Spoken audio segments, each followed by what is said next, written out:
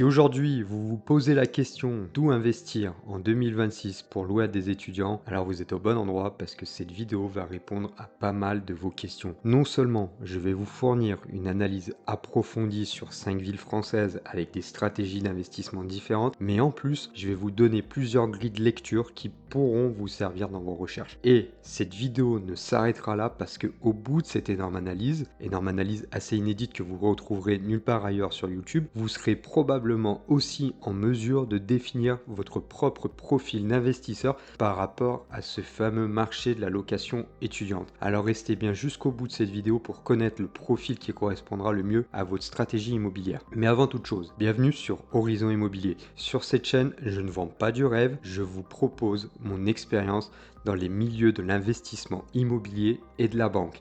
Avec mes analyses, je vous donne la réalité brute des chiffres avec des yeux de banquier. Et en ce mois d'avril 2026, si vous regardez encore votre investissement à travers le prisme du rendement affiché par les agences immobilières, vous allez passer à côté de l'essentiel. Ce chiffre, souvent mis en avant pour appâter le débutant, est une coquille vide qui ne prend en compte ni la taxe foncière, ni les charges de copropriété et encore moins la réalité du DPE ou la réalité d'un financement.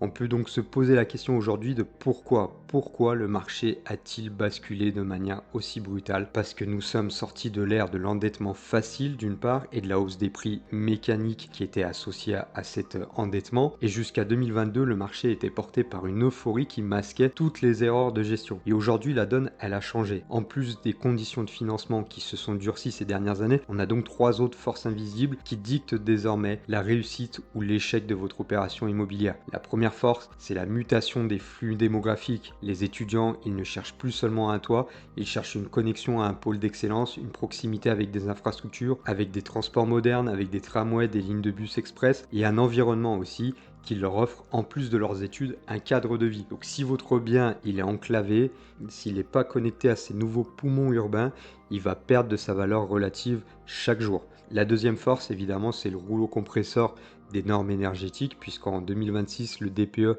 c'est plus une simple formalité administrative, c'est vraiment l'arbitre de votre rentabilité. Une passoire thermique n'est plus un actif, c'est une bombe à retardement, je le répète dans chacune de mes vidéos, c'est une bombe qui va ronger votre trésorerie dès le premier hiver, ou pire, vous interdire de louer. Vous ne pouvez plus acheter un bien sans avoir intégré dès la première minute le coût exact des travaux de rénovation énergétique et intégrez bien ça dans votre négociation. Et puis enfin, un autre élément caché évidemment, c'est la pression fiscale. Et tenez-vous bien, je pense qu'environ 90% des investisseurs oublient d'intégrer la taxe foncière. Vous allez voir une rentabilité brute affichée de 7%.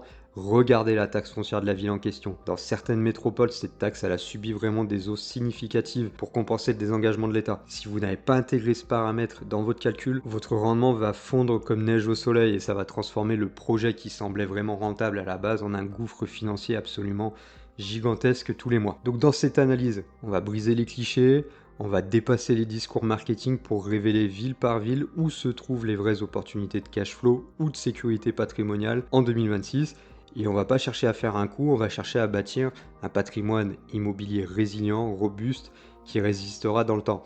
Alors vous allez découvrir des zones où la tension locative elle est saine, où le ratio entre le prix d'achat et le loyer permet de générer du cash flow positif sans pour autant risquer une vacance locative prolongée. Donc préparez bien votre cahier de notes, soyez attentifs à chaque détail que je vais vous partager parce que ce qu'on va voir ensemble, c'est vraiment la méthode pour passer du statut d'amateur qui espère à celui d'un investisseur qui anticipe. Et après cette vidéo, vous n'allez plus regarder une annonce de la même manière car vous aurez compris que la rentabilité en 2026, elle ne se trouve pas dans le bien le moins cher, mais probablement dans le bien le mieux structuré. Alors pour commencer, posons-nous dans la douceur de la Loire, à Tours. Cette ville, c'est l'archétype de la valeur sûre, celle qu'on choisit quand on veut concilier sérénité patrimoniale et performance locative. En mars 2026, Tours, c'est une ville qui s'affirme comme le pôle d'enseignement majeur de la région Centre-Val de Loire. Cette ville se situe aussi dans une situation stratégique sur l'axe Paris-Bordeaux, ce qui en fait une destination privilégiée pour des milliers d'étudiants qui cherchent un cadre de vie qualitatif à moins d'une heure de la capitale en TGV. Alors pourquoi Tours attire-t-elle aujourd'hui autant d'investisseurs? La réponse, c'est une dynamique de long terme qui est portée par le plan Campus 2032. C'est pas un simple projet de rénovation, c'est vraiment une modernisation massive des infrastructures avec plus de 44 000 apprenants, dont 32 000 à l'université de Tours.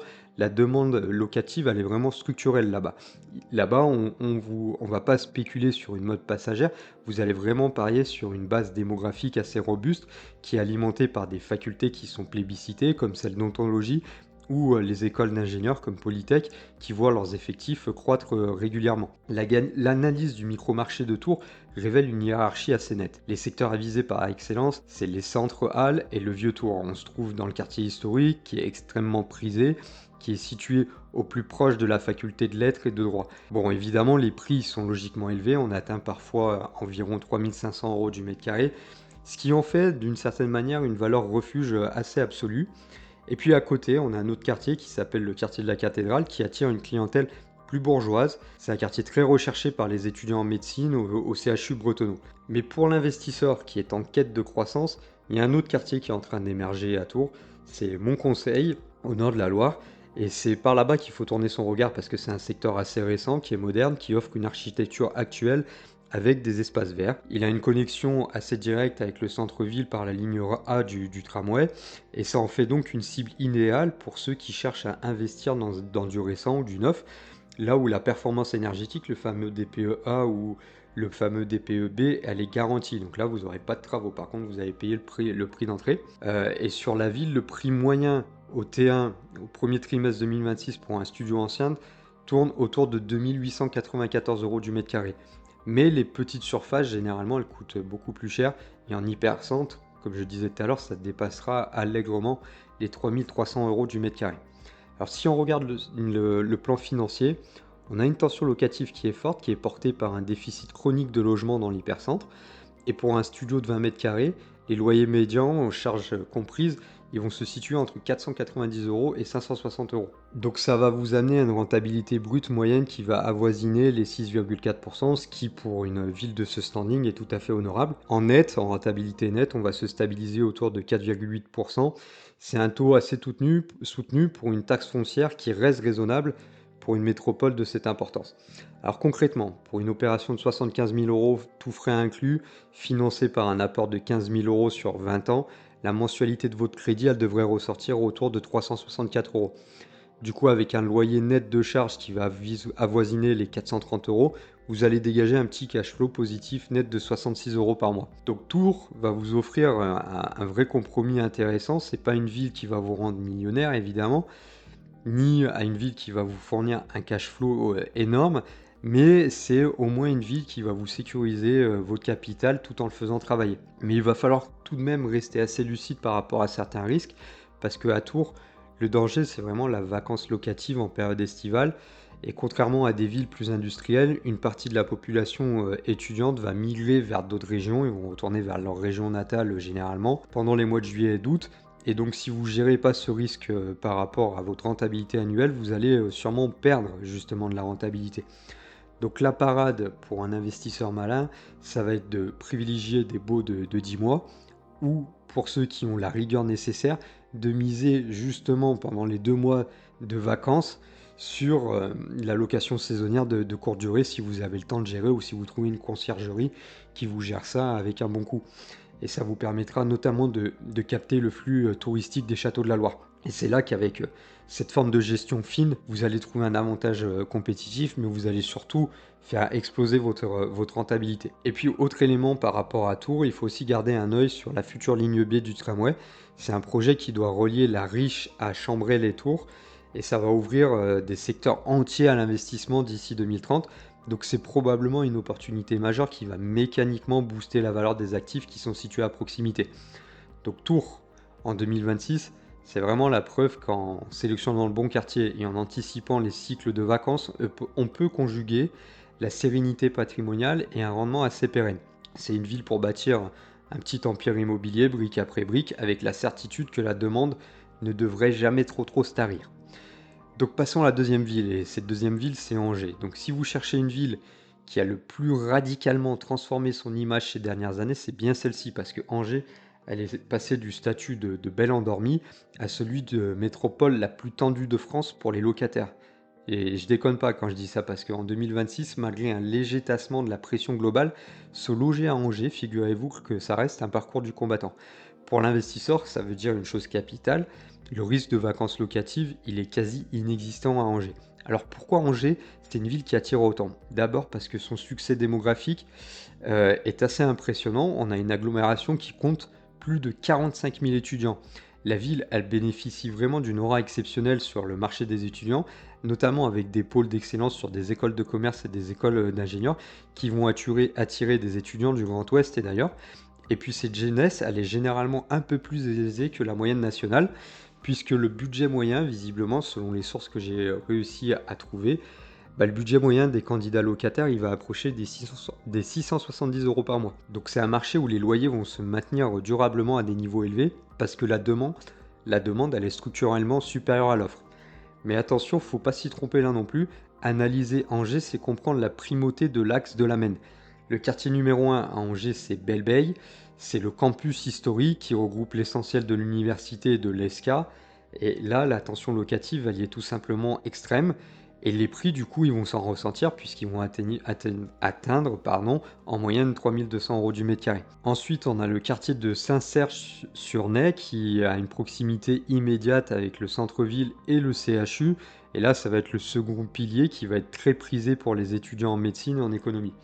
Mais pour l'investisseur qui va viser de la plus-value à moyen terme, et quand je dis moyen terme, c'est plutôt à 15 ans, c'est vers des quartiers émergents comme les Hauts de Saint-Aubin qu'il faudrait peut-être regarder. C'est un secteur qui est en plein développement, qui est parfaitement desservi par le nouveau tramway ou par des constructions qui vont respecter les normes environnementales les plus strictes. Et donc l'atout majeur qui vient soutenir l'ensemble, c'est l'achèvement des lignes B et C du tramway. Et du coup, ce réseau va irriguer désormais la ville d'ouest en est et du nord au sud. Et ça permet de désenclaver des quartiers comme Belle-Beille que j'ai évoqué tout à l'heure et comme Montplaisir. Et ça offre donc des opportunités réelles de colocation pour ceux qui savent rénover des biens plus grands et qui peuvent aussi aller chercher plus de rentabilité avec de la location à la chambre. Alors justement, sur le plan financier, la réalité, elle est sans concession parce que Angers, c'est plus une ville de cash flow immédiat, faut se dire les choses, c'est plutôt une ville de capitalisation patrimoniale.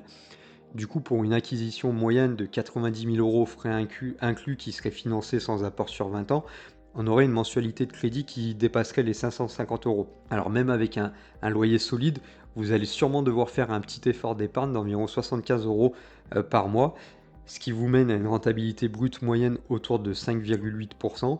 Mais votre rentabilité nette, elle est fortement plombée par une taxe foncière 2025 qui est particulièrement lourde. Donc c'est là que réside vraiment le paradoxe angevin. Vous allez acheter de la sécurité, vous allez acheter de la liquidité, mais vous allez payer le prix fort par un effort d'épargne mensuel d'environ 80 euros.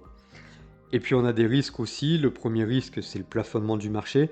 Avec des prix d'achat qui ont doublé en seulement 7 ans, le potentiel de croissance des revenus locatifs atteint désormais des limites de la solvabilité, même pour des étudiants qui sont aidés ou des étudiants qui sont aisés.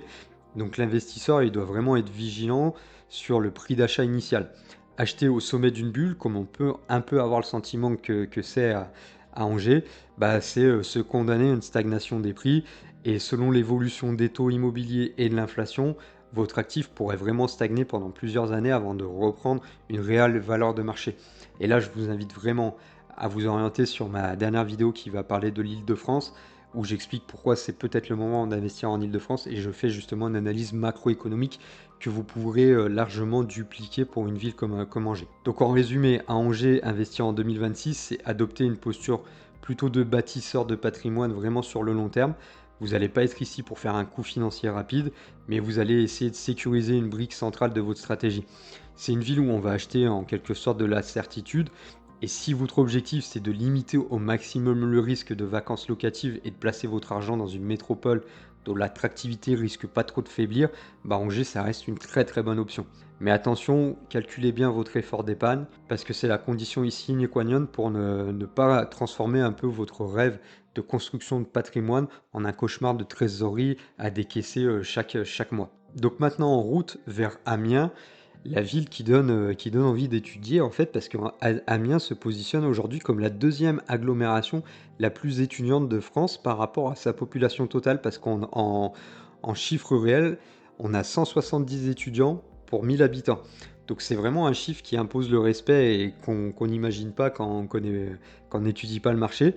Et ça garantit donc par nature une demande locative extrêmement pérenne sur cette ville. Cependant, en 2026, Amiens, c'est une cité de contraste où la rentabilité nette est mise à rude épreuve là aussi par une fiscalité locale parmi les plus agressives de France. Alors pourquoi Amiens aujourd'hui? Dans un premier temps, c'est une cible stratégique. D'abord par rapport à sa question de démographie, puisqu'on a 31 000 étudiants qui étaient présents à la rentrée 2025-2026. On retrouve l'université de Picardie.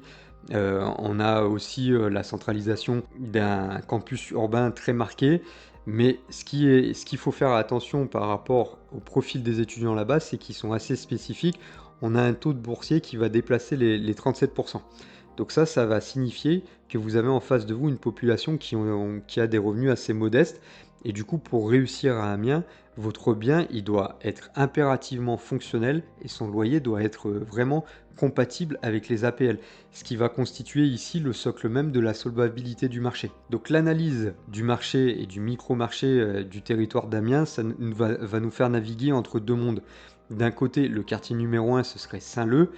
C'est le secteur historique et festif qui est situé au pied de la cathédrale. Il a une proximité immédiate avec la faculté d'économie et de gestion, ainsi qu'avec le pôle Citadelle.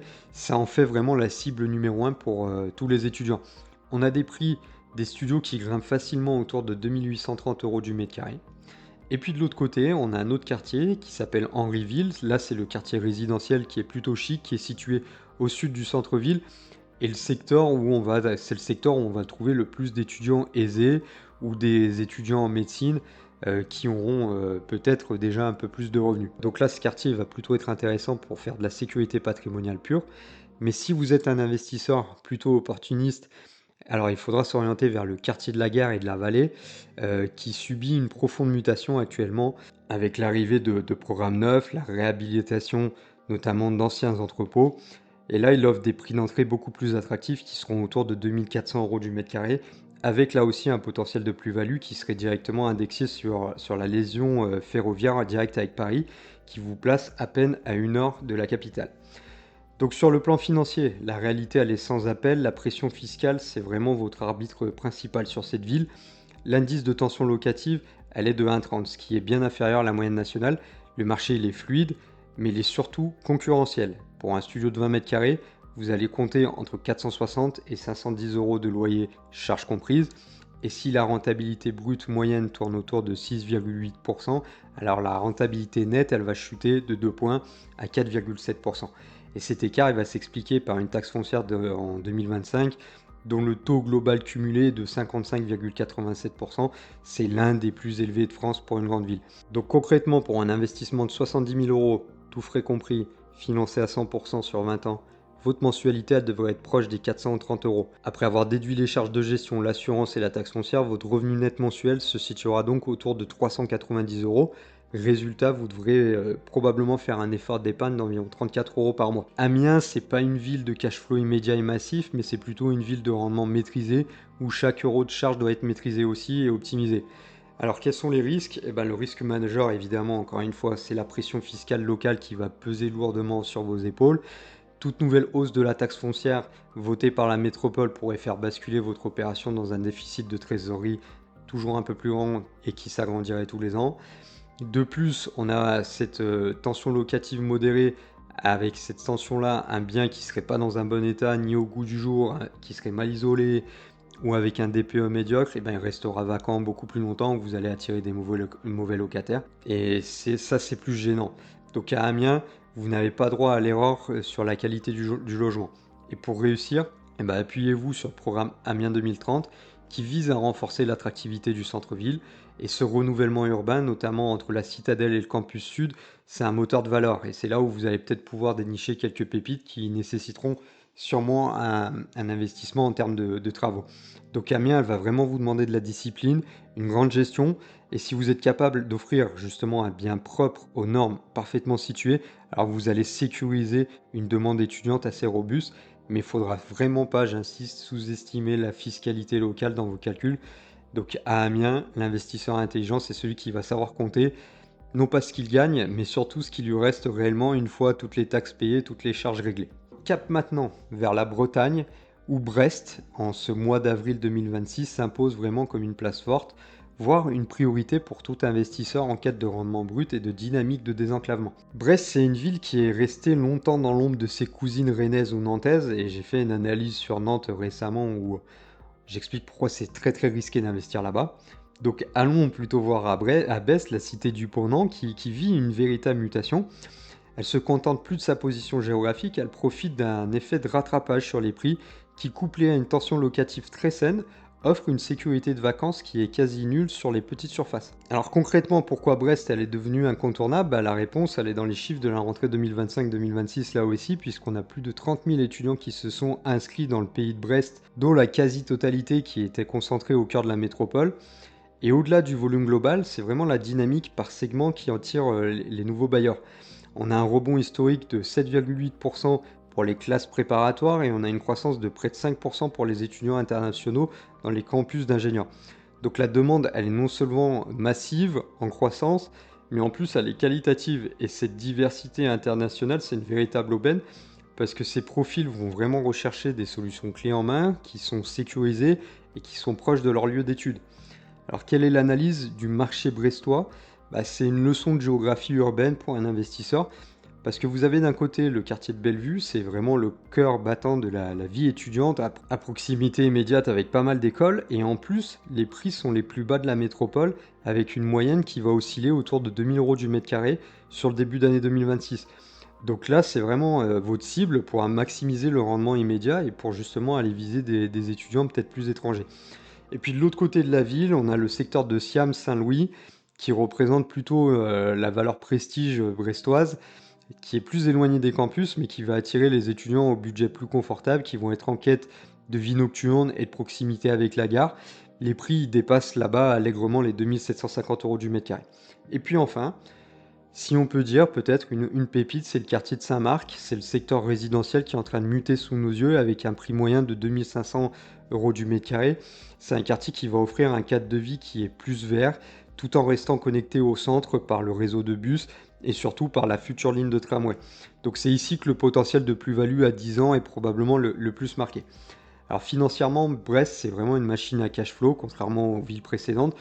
On a un indice de location locatif qui est de 4,03, ce qui place la ville dans la catégorie des marchés assez équilibrés, à tendance tendue, où les studios se louent en moyenne en moins de 15 jours dès la fin août.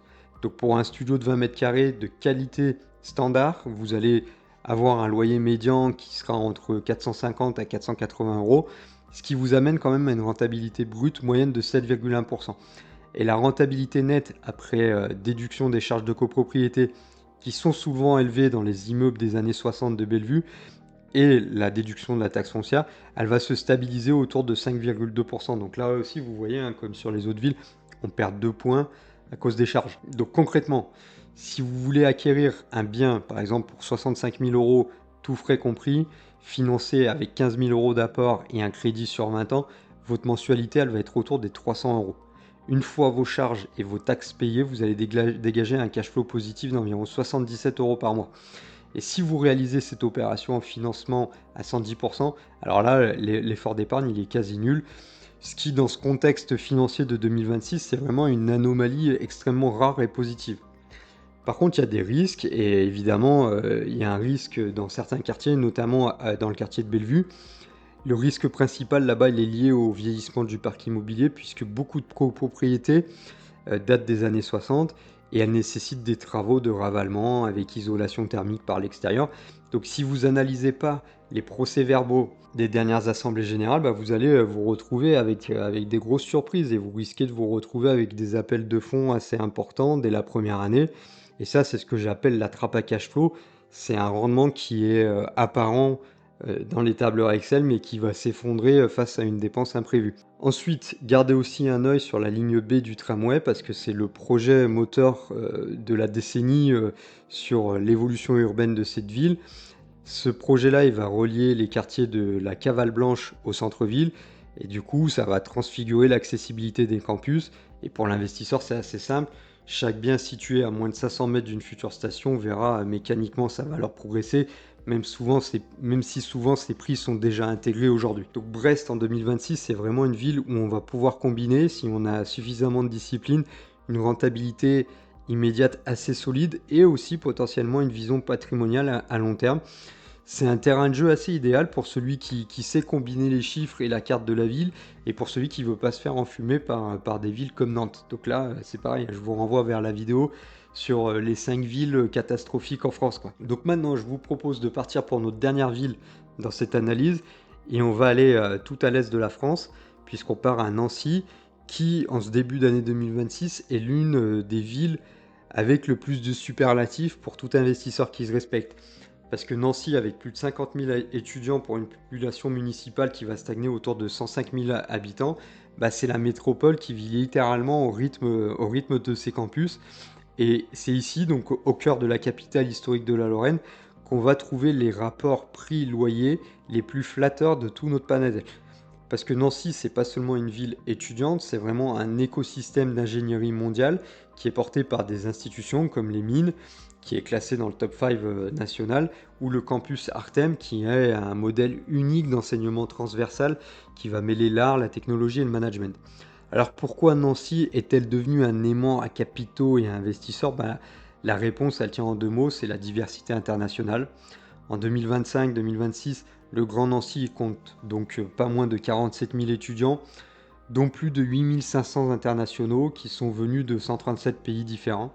Donc pour vous, investisseurs, cette donnée, c'est une véritable aubaine parce que ce profil d'étudiant va rechercher avant tout des solutions, là aussi clés en main, pour des durées qui vont aller de 6 à 24 mois.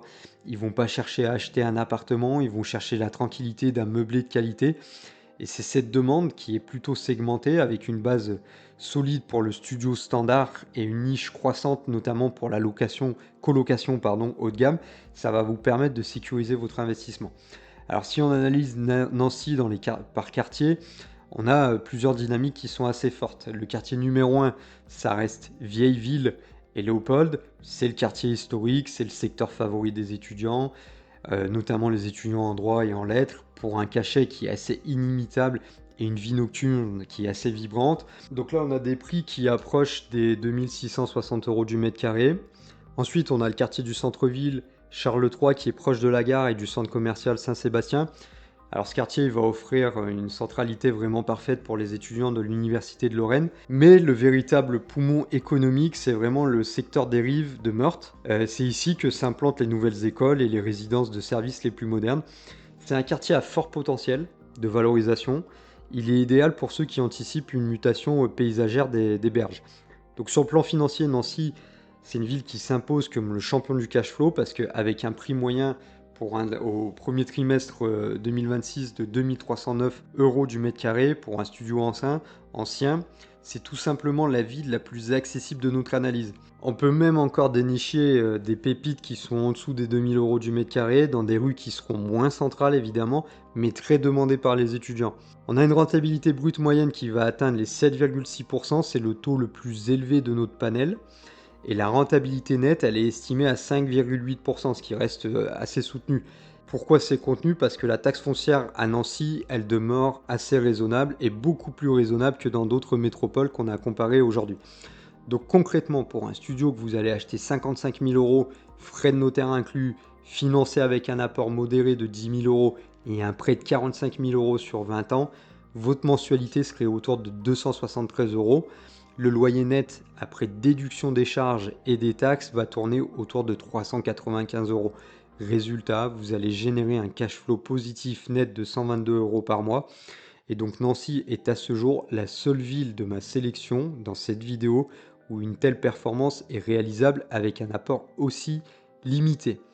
Mais attention, tout n'est pas si simple, parce que le risque majeur à Nancy, c'est la concurrence frontale des résidences étudiantes qui sont neuves. Parce que la ville, elle voit fleurir des programmes de résidences de services avec des salles de sport, des cafétérias, des services inclus, des prestations qu'un investisseur lambda pourra pas égaler évidemment. Alors pour contrer ce risque et pour pas voir votre bien rester vacant, vous devez impérativement miser sur deux axes. Soit le charme de l'ancien, qui serait rénové avec goût, avec des moulures, le parquet, enfin voilà. et qui apporterait une âme que le neuf n'aura jamais, soit une localisation de première qualité au cœur de la vieille ville. Donc le moteur de la décennie à Nancy, c'est le projet Nancy Grand Cœur qui est situé autour de la gare. Il déplace le centre de gravité de la ville vers le sud-ouest et ça augmente mécaniquement la valeur des actifs qui vont être situés dans cette zone. En 2026, Nancy, elle ne pratique pas encore l'encadrement des loyers, ce qui va vous laisser une marge de manœuvre assez précieuse pour optimiser votre rentabilité via des beaux meublés ou de la colocation. Donc en résumé, Nancy, c'est la ville de l'investisseur rigoureux. Et si vous savez cibler le cachet pour contrer le neuf et que vous comprenez la dynamique des rives, eh ben vous avez entre les mains le meilleur outil de cash flow de ce marché. Alors soyez pas naïfs, la concurrence, elle est là. Et c'est la qualité de votre prestation qui fera que chaque mois, la différence sera visible sur votre compte en banque. Donc on a passé au crible les chiffres, on a analysé les quartiers, on a décomposé les rentabilités et on a mis à nu les risques des 5 villes que je vous ai proposées aujourd'hui. Et si vous voulez continuer à vouloir investir un peu partout avec la même méthode, vous allez donc, vous l'avez compris, au-devant de déconvenues assez majeures. Donc pour agir efficacement, vous allez devoir choisir votre camp et vous allez devoir identifier le profil investisseur qui vous correspond le plus. Et le marché actuel, il pardonnera vraiment pas d'approximation, mais il va récompenser vraiment ceux qui auront adopté et assumé la bonne stratégie. Donc c'est, comme je vous le disais en introduction, le moment où je vais vous partager les différents profils d'investisseurs par rapport au marché qu'on vient d'analyser. Le premier profil, c'est le chasseur de cash flow. Donc si votre priorité absolue, c'est la rentabilité, la génération immédiate de revenus complémentaires, alors vous n'allez pas vous disperser. Votre zone de tir, c'est Nancy. Et comme on l'a vu, c'est une ville qui a des fondamentaux, ils sont implacables, on a un prix d'achat qui est assez bas, on a une demande internationale qui est constante, on a un rapport prix-loyer qui va défier toute concurrence, et c'est la seule ville de notre analyse qui permet, avec un apport modéré, de dégager un cash flow positif net supérieur à 120 € par mois. Alors attention, hein, comme je vous le disais, c'est un profil qui va te demander de la discipline et être sûr de la qualité de son bien. Vous êtes là vraiment en concurrence frontale d'une part avec les autres investisseurs, mais aussi en plus avec les résidences étudiantes qui ont des services ultra modernes. Donc si vous ne proposez pas un bien hyper léché, hyper propre, avec peut-être le charme de l'ancien, ou si vous ne proposez pas un bien hyper bien localisé, ça va être compliqué pour vous. Donc le chasseur de cash flow, c'est un investisseur qui sait gérer, qui sait soigner sa déco et qui comprend que sa rentabilité, elle va dépendre autant de son taux d'occupation que de sa capacité à fidéliser des étudiants internationaux exigeants. Deuxième profil, on va l'appeler le gardien du patrimoine. Donc là, votre priorité, c'est pas le revenu immédiat, mais c'est vraiment la sécurité absolue. Vous voulez bâtir un capital sur 20 ans en dormant sur vos deux horaires. On appelle ça de la gestion en bon père de famille. Vous n'allez pas vouloir gérer les tracas du quotidien. Donc si vous vous reconnaissez ici, il va falloir s'orienter sur des villes comme Angers ou Tours, parce que là, la rentabilité nette, elle est effectivement beaucoup plus faible. Il y a un effort d'épargne à faire. Mais derrière, vous allez payer une prime de sécurité en quelque sorte, parce que la rareté du foncier, la dynamique démographique et les projets urbains qui structurent ces villes vont vous garantir une liquidité totale et une valorisation quasiment certaine à long terme. Donc vous allez acheter de la pierre dans des métropoles où la demande est structurellement supérieure à l'offre. Et votre stratégie ici, c'est l'effet de levier du crédit. Vous allez utiliser l'argent de la banque pour sécuriser un actif prestigieux qui sera peut-être dans 20 ans l'épine dorsale de votre patrimoine. C'est une stratégie de bon père de famille, mais avec une rigueur analytique là aussi. Et puis enfin, on a le dernier profil. J'appelle ce profil l'investisseur opportuniste. Et ce profil, c'est celui qui va jouer sur le rattrapage et l'infrastructure. Donc si c'est sur ça que vous voulez jouer, votre terre d'élection, ce sera Brest. Pourquoi? Parce que Brest, elle offre une fenêtre de tir aujourd'hui qui est assez unique avant la mise en service totale de cette deuxième ligne de tramway. Vous allez parier là sur le désenclavement. Vous n'allez pas chercher le prestige de Tours ou la densité d'Amiens. Vous allez chercher la mutation urbaine. Et puis, ça va faire mécaniquement grimper la valeur de votre actif dans le temps. Donc c'est un peu un investissement de stratège. Vous achetez aujourd'hui à un prix qui est assez contenu encore, un bien qui pourrait être dans 10 ans situé à quelques mètres d'une station de tramway, qui pourrait connecter aussi tout le pôle universitaire. Donc c'est un peu une stratégie risquée, mais une stratégie de visionnaire. Et attention, c'est une stratégie qui va là aussi nécessiter de la patience, plus de patience que les autres profils, parce que vous devez être prêt à accompagner la transformation de ce quartier, avec les retards de livraison, les choses comme ça. Donc maintenant, quel que soit le profil que vous allez choisir, il y a un arbitre en 2026 qui existe et que vous ne pouvez pas ignorer. Ça doit vraiment être votre boussole. Et avant toute signature, avant même de faire une offre, vous devez vous focaliser sur 2 points qui ne sont pas négociables. C'est la taxe foncière et l'état des copropriétés. La taxe foncière, je me le répète, c'est vraiment devenu le véritable juge de paix de votre rentabilité nette. Avec la hausse des impôts locaux, la taxe foncière peut rapidement devenir un gouffre financier. Et puis le deuxième point, c'est vraiment l'état des copropriétés, parce que c'est là que se cachent vraiment des trappes à cash flow.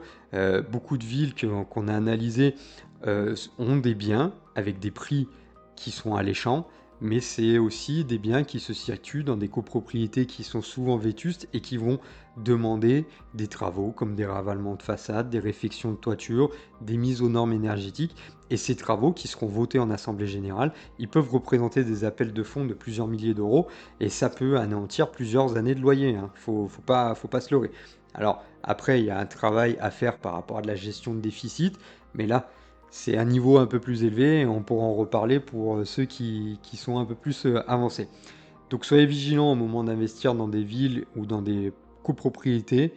Soyez vigilants sur l'état du bien et l'état de la copro et des décisions qui ont été prises ou aussi des décisions qui n'ont pas été prises, mais qui reviendront probablement chaque année jusqu'à ce qu'elles soient votées. Donc en conclusion, choisissez votre camp, acceptez les contraintes de chacun des camps, acceptez aussi les avantages. Ne cherchez pas à obtenir le cash flow de Nancy dans le patrimoine d'Angers, vous allez être frustré.